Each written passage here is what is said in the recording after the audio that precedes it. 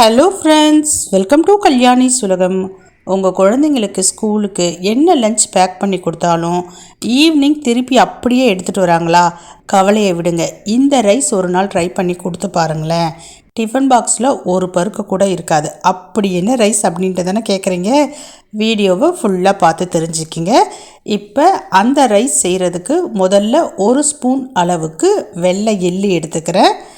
அதே ஸ்பூனில் ஒரு ஸ்பூன் அளவுக்கு கடலைப்பருப்பு எடுத்துக்கிறேன். நீங்கள் எந்த ஸ்பூனில் மெஷர் பண்ணுறீங்களோ அதே ஸ்பூனை தொடர்ந்து பயன்படுத்துங்க. இப்போ நான் எடுத்திருக்கிற அளவுகள் ஒரு டிஃபன் பாக்ஸ் அளவுக்கு லஞ்ச் பேக் பண்ணுறதுக்கு தேவையான பொருட்களை தான் உங்ககிட்ட காமிச்சிக்கிட்டு இருக்கேன். அதே ஸ்பூனில் ஒரு ஸ்பூன் அளவுக்கு உளுத்தம்பருப்பு எடுத்துக்குங்க. இப்போ அதே ஸ்பூனில் கொஞ்சமாக 1/4 ஸ்பூன் அளவுக்கு சீரகம் எடுத்துக்கோங்க. அதே 1/4 ஸ்பூன் அளவுக்கு மிளகு எடுத்துக்கோங்க. இப்போ கொஞ்சமாக பெருங்காயம் எடுத்துக்கோங்க. பெருங்காயத்தூளும் பயன்படுத்திக்கலாம், அப்படி இல்லைன்னா இந்த மாதிரி கெட்டி பெருங்காயமாகவும் பயன்படுத்திக்கலாம். இப்போ கடைசியாக ஒரே ஒரு காய்ந்த மிளகாய் எடுத்துக்கோங்க. அவ்வளோதாங்க தேவையான பொருட்கள். இது கூட மற்ற என்ன பொருட்கள் சேர்க்க போகிறேன் அப்படின்றத கொஞ்சம் பொறுமையாக வீடியோவை ஸ்கிப் பண்ணாமல் ஃபுல்லாக பாருங்கள். இப்போ ஸ்டவ் ஆன் பண்ணி அப்படியே பேனோட வச்சுக்கலாம். இதை எல்லாத்தையும் நம்ம வறுக்க போகிறோங்க. வறுக்கிறது அப்படின்றது ரொம்ப ரொம்ப முக்கியமான ப்ராசஸ். எந்த காரணத்துக்கு கொண்டோ எந்த பொருளுமே கருகிடக்கூடாது. அதே மாதிரி வறுப்படாமலும் இருக்கக்கூடாது.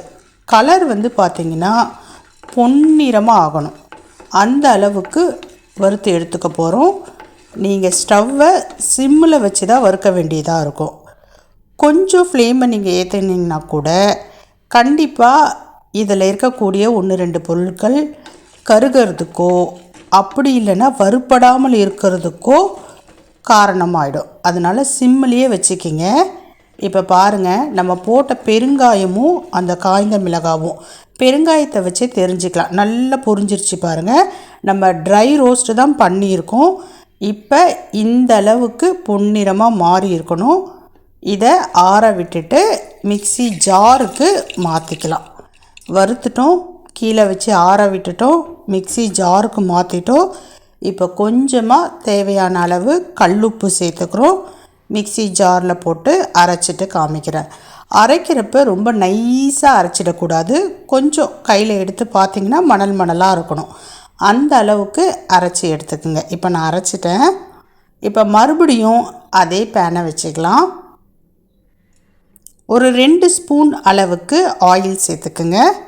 நல்லெண்ணெய் சேர்த்துக்கிட்டிங்கன்னா ரொம்ப நல்ல ருசியாக இருக்கும். எள்ளு சாதம் இது. இப்போ கடுகு சேர்த்துக்கலாம். கடுகு பொரிஞ்ச பிறகு கடலைப்பருப்பு உளுத்தம்பருப்பு கொஞ்சமாக டேஸ்ட்டுக்காக சேர்த்துக்குங்க. கூடவே கருவேப்பிலை சேர்த்துக்குங்க. இப்போ இந்த கடலைப்பருப்பு உளுத்தம்பருப்பு கொஞ்சம் சிவந்து வரணும்.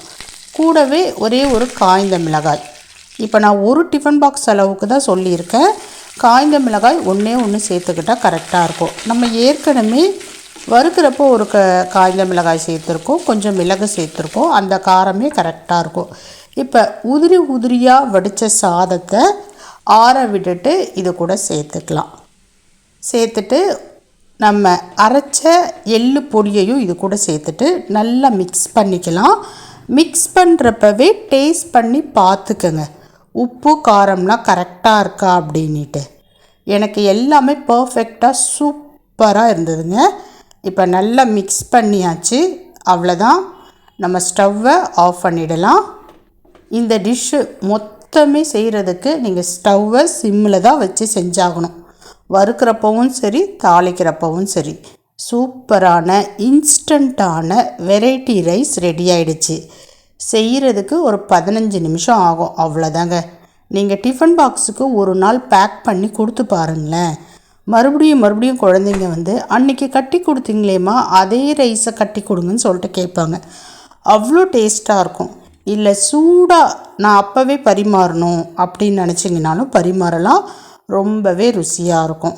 பட் செஞ்சு உடனே சாப்பிட்றத விட ஒரு 2 hours கழித்து சாப்பிட்டிங்கன்னா இன்னும் டேஸ்ட்டு பக்காவாக இருக்கும். இது கூட சைட் டிஷ்ஷாக ஏதாவது ஃப்ரை ஐட்டம் வச்சு சாப்பிடுங்க. பை.